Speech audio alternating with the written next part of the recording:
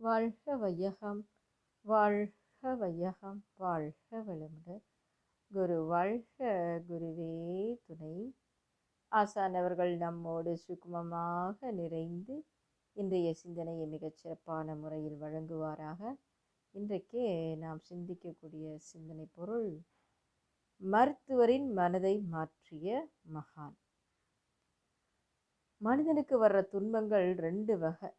ஒன்று உடல் துன்பம், இன்னொன்று உயிர் துன்பம். உடம்புல நோயாக, உள்ளத்தில் களங்கமாக தோன்றும்.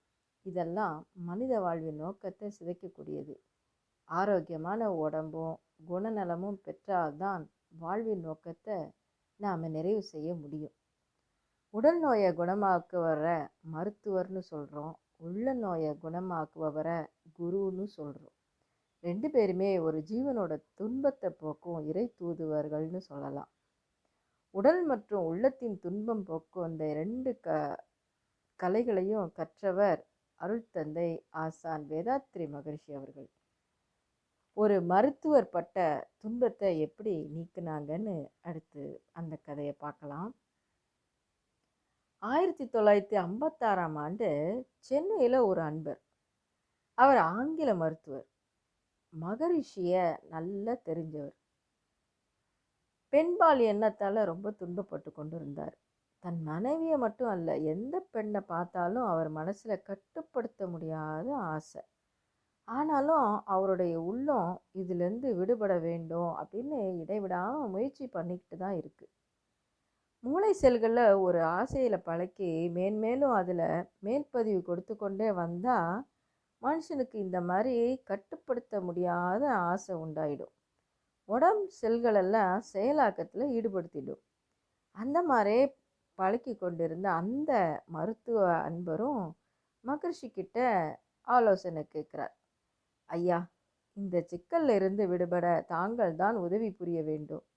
நானும் பலவாறாக முயற்சி செஞ்சு பார்த்துட்டேன், ஆனால் இதுவரை நான் தோல்வி தான் கண்டு வந்திருக்கிறேன்.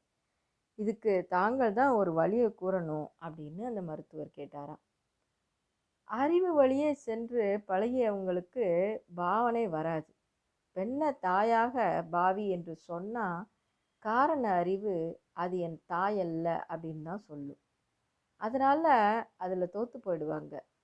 அவர் ஒரு மருத்துவர் என்பதால் அறிவுக்கு ஏற்ற மாதிரி ஒரு வைத்தியம் செய்கிறாங்க அருள் தந்தை அவர்கள். சாமிஜி சொல்கிறாங்க, நான் சொல்கிறத நீங்கள் உள்ளார்த்தமாக செய்யணும். இப்போது ஒரு அழகான பெண்ணை மனசில் நினச்சி கொள்ளுங்க அப்படின்னு சுவாமிஜி சொன்னாங்களாம். இது என்னடா சங்கடம்? அந்த மருத்துவருக்கு தான் ஏற்கனவே மனதில் நிறைய பெண்கள் இருக்கிறாங்களே, ஒரு க்ஷணம் கூட அகல மாட்டேன்னு சொல்லி, உடனே அடுத்தவர் சரி சுவாமிஜி சொல்கிறாரேன்னு சொல்லி நினைத்து கொண்டேன் சுவாமி அப்படிங்கிறார். அந்த பெண்ணுக்கு இப்போது உயிர் இல்லை. இப்போது அந்த பெண் எப்படி இருக்கிறா அப்படின்னு சுவாமிஜி கேட்டாராம். அந்த மருத்துவர் பிணமாக அப்படின்னு சொல்லும்போதே அவருக்கு அந்த பெண்பால் இருக்கிற ஈர்ப்பு குறையுது. இப்போது உடம்புல இருக்கிற தோல், சதை, ரத்தம் எல்லாத்தையும் நீக்கிட்டு பாருங்க, என்ன தெரியுது அப்படின்னு சுவாமிஜி அடுத்து கேட்குறாங்க. அப்போ அந்த மருத்துவர், வெறும் எலும்புக்கூடு தான் இருக்குது, இந்த எலும்புக்கூட்டு மீது உங்களுக்கு ஆசை இருக்குதான்னு சுவாமிஜி கேட்குறாங்க. அல்லது இந்த தசைகள் ரத்தத்தின் மீது உங்களுக்கு ஆசை இருக்குதா அப்படின்னு கேட்ட பிறகு அந்த மருத்துவர், எந்த ஆசையும் இல்லை, ரொம்ப அலர்ஜியாக இருக்குது அப்படின்னு சொன்னாராம். உருவ தோற்றத்தை எடுத்து பழகிய உங்களோட மனசில் தான் அந்த ஆசை இருக்குது. அந்த பதிவை நீங்கள் ஆழமாக்கி கொண்டு இருக்கிறீங்க அப்படின்னு சுவாமிஜி அந்த மருத்துவர்கிட்ட சொன்னாங்களாம். அடுத்து, இனிமேல் நீங்கள் எந்த பெண்ணை பார்த்தாலும் தீய எண்ணம் வரும்போது உங்களுடைய அகக்கண்ணால் அவங்களுடைய எலும்புக்கூட்டை மட்டும் கவனித்து பார்த்து பழகி வாங்க. அதையே ஆழ்மனதில் பதிவு செய்யுங்க. பெண்கள்கிட்ட நெருங்கி பழகிறதையும் தேவையற்று பேசுகிறதையும் தவிர்த்துடுங்க. கருமயத்தில் மேலும் பழக்கமாக்கி கொண்டதை விடாமல் பயிற்சியாலும் முயற்சியாலும் தான் போக்க முடியும். பெண்பால் ஏற்பட அந்த காம இச்சை நாளடைவில் மாறிடும் அப்படின்னு அருள் தந்தை அவருக்கு அந்த மருத்துவருக்கு மனதை மாற்ற இப்படி ஒரு கடினமான அறுவை சிகிச்சையை கொடுத்தாங்களாம். இந்த பயிற்சியை மேற்கொண்ட அந்த மருத்துவருக்கு அந்த எண்ணத்திலிருந்து கொஞ்சம் கொஞ்சமாக விடுதலை கிடைச்சி இறுதியில் வெற்றியும் பெற்றார். இது மகிழ்ச்சி அவர்கள் அந்த டாக்டருக்கு கொடுத்த ஒரு வித்தியாசமான அகத்தாய்வு பயிற்சின்னு சொல்லலாம். மனுஷனோட மனசு அந்த பேரறிவோட பின்னமாக தான் இருக்குது. அது தன்னையோ முழுமையையோ உணராத போது பலவாறான முகங்களை பார்த்து ரசித்து தன்கிட்ட பதிய வச்சு கொள்ளுது. தன்னுடைய சொத்தாக்கி வித்தாக்கி வருங்கால சந்ததியினருக்கு வாரி வழங்குது.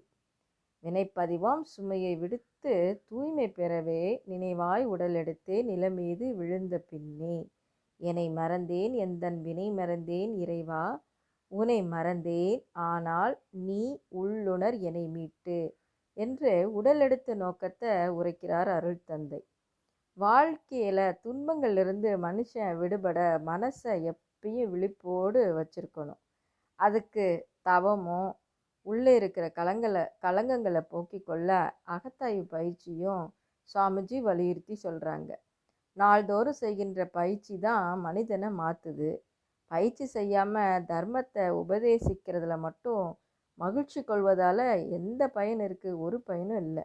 அதனால் புறத்திற்கும் அகத்திற்கும் வேறுபாடு மிகுந்து வாழ்க்கையில் துன்பம் பெருகிடும். மகரிஷியின் மணிமொழிகளை பற்றி கொண்டு இணையில்லா பயணத்தை நோக்கி வெற்றி நடை போடுவோமாக. நன்றி. வாழ்க வளமுடன்.